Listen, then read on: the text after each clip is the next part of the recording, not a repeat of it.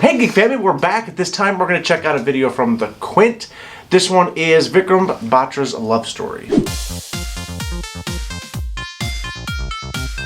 And I'm Nathan. Trinity. Troy. Charlotte. That's right, Rachel is not with us today. She's actually right now with her mom getting ready. Her mom's going to have heart surgery tomorrow, so she's with her, helping her get ready because she's going to go up to the hospital and everything for that. So just going to keep her in your prayers. Hopefully everything will go good, which is what we're all thinking. So, but real quick, before we check this song out, just want to say thank you guys again for all your support on the channel. And if you can you guys hit that like and that subscribe button followed by that little notification bell. Bang! Alright, real quick, some information on this video we're about to check out. Like I said, it is about Vikram Batra. And I believe it's the Kargil War, but I'm going to give a real quick thing about it. So it says, for India, Captain Vikram Batra had an unflinching love, but there's another side to the brave heart who sacrificed his life during the Kargil War to defend the nation and his fellow soldiers. And this is meet his then girlfriend, Dimple Chima. So I'm assuming that's what the video is about his girlfriend at the time, and her memories and everything about him. So we're going to go ahead and just jump straight in. I raised the issue of marriage as I was feeling a bit insecure. So without saying anything, he took out the blade from his wallet, put a cut in his thumb, and filled my mouth with his blood.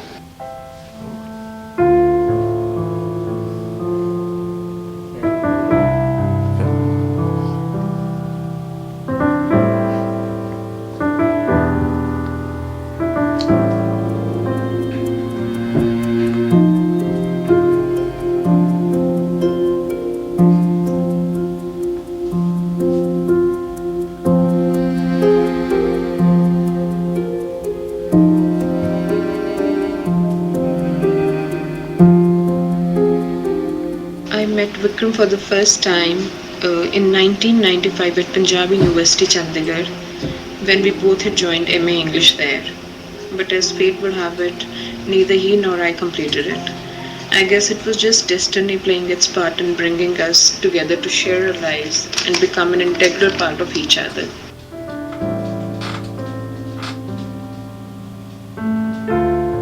I can still vividly recall the air of excitement in his voice when he had called up to tell me that he had got selected for the IMA. That news had in fact put the seal on our relationship. But at times later on, because we used to be apart a lot, whenever I used to get pressurized regarding the issue of a marriage, he always used to tell me, take care to get what you like, or you will be forced to like what you get. I still try to follow that in my life.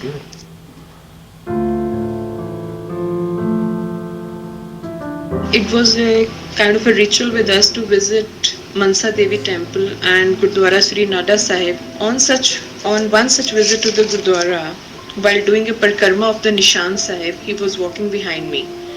On completing the parikrama, he suddenly said, "Congratulations, Mrs. Batra." I swirled around to see him holding one end of my dupatta. He gave me a very beautiful smile and said, "Didn't you realize this is the fourth time that we are doing this parikrama?" Needless to say, it left me totally speechless. So that was the level of dedication and commitment he had towards our relationship.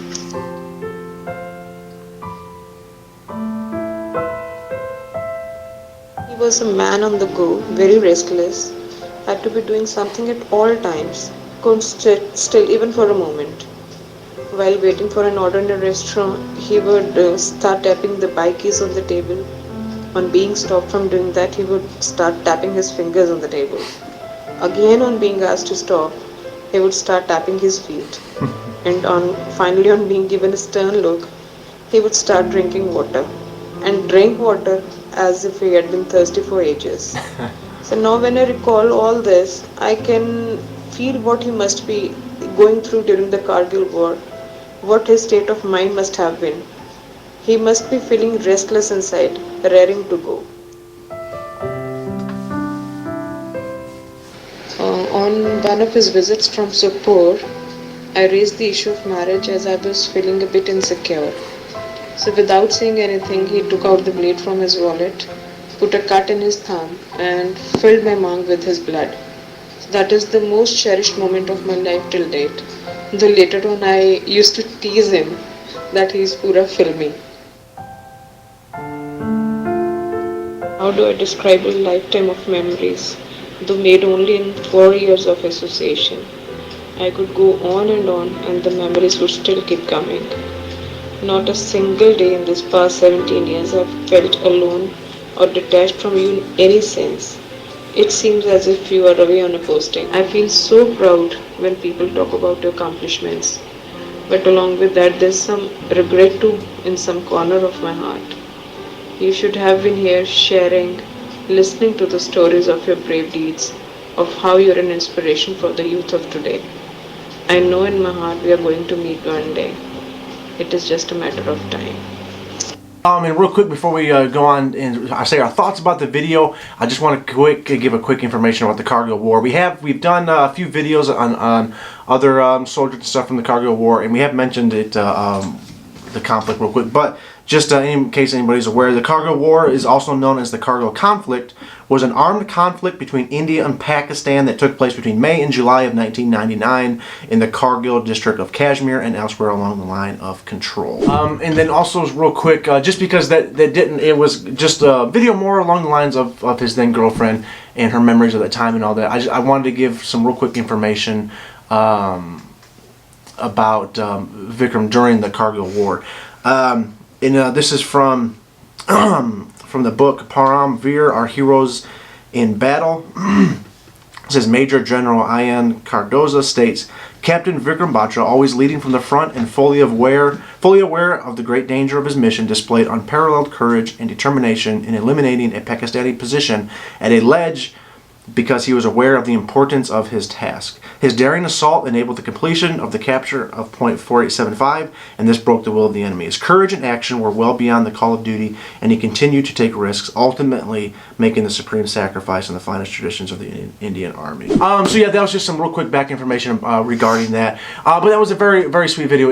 You could still hear the pain in her voice at that time when she was interviewed 17 years later, and you could definitely tell they had that love, and he seemed like, from the little bit of information you kind of got from that, he seemed like a very sweet gentleman and a very loving person. They showed they showed a lot of photos, whether it was him and his family and friends, some of his military photos and everything. And just kind of seeing him doing what he was doing. But yeah, overall it was very, very very touching, I would say, probably the word I would like to use for that, and sad at the same time to see somebody so young and so full of life to have their life ultimately cut short, but for him to sacrifice his life for his country and for his fellow soldiers is beyond words to describe that. So, but yeah, I thoroughly enjoyed this. I thought that was a very well done video. I thought it was really good video. It is really sad that he wasn't able to come back and live out the rest of his life with his girlfriend. And it is sad that sometimes that's the price you have to pay for, like, your privileges you have in your country. And who knows how many people in the military have sacrificed themselves, but no one knows, because, like, maybe their whole squad was wiped out, or maybe they were, like, on a solo mission, like a secret solo mission. Yeah. Or people who just didn't have really any family or anything to kind of go on and tell their story. So yeah, I'm sure there's countless soldiers. Yeah, because there's probably some soldiers who were probably sent on like a suicide mission, and they were probably told that, like, you're not gonna get like a place in, like, you're no one's gonna know about this because it's supposed to be top secret. There are stuff like that, yeah, that is where it's so top secret that if something does happen and you are killed in action, your family and friends are basically told it was a training exercise accident. So they never really know the full extent of what you were doing during that time. Now there could be stuff down the road when it becomes declassified that they're finally able to do that. But yeah, we were just reading about taking the enemy position and ultimately leading to his death. But yeah.